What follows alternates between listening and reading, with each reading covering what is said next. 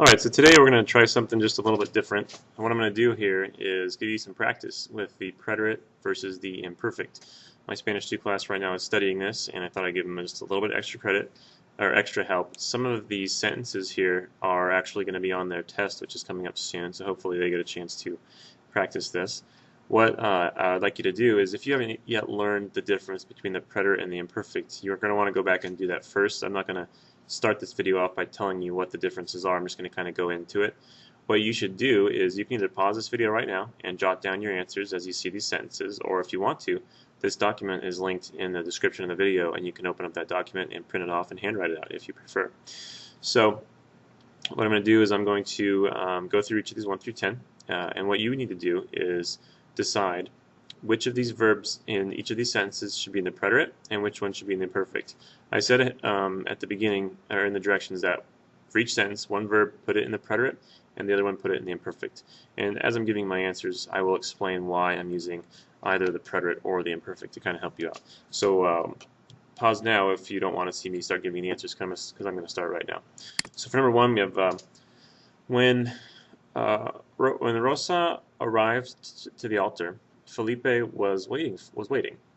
So the second half of that sentence, there should be kind of a red flag that jumps up and says, okay, I know that estar should be in the imperfect because esperando is a progressive form, and pretty much always the past progressive is going to be using estar in the imperfect. So for that one, we will say estaba. And so since that one's the imperfect, obviously I'm going to put the other one in the preterite and say llegó. Number 2.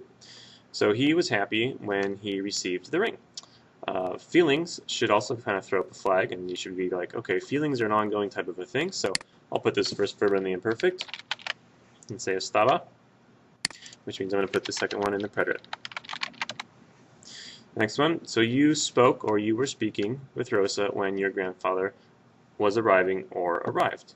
I think it would sound better to say you were talking with Rosa when your grandfather arrived, rather than you spoke with Rosa when he was arriving. It sounds kind of weird that way. So you were talking, hablabas, when your grandfather arrived. Number 4, you see that word right there, mientras? When you see that word mientras, immediately you should know that you're going to put the verb into the imperfect. So bailaban will be the verb. So while the bride and the groom were dancing, I took many pictures. Saqué muchas fotos. Let's see, number 5. All of the people exclaimed or were exclaiming, typo, surprise, while the bride and the groom left for Cancun. There's that word while again. That should immediately throw up a red flag, and you should know that that second one is going to be an imperfect. So the first one will be exclamaron, and the second one is going to be the imperfect, and that will be salían.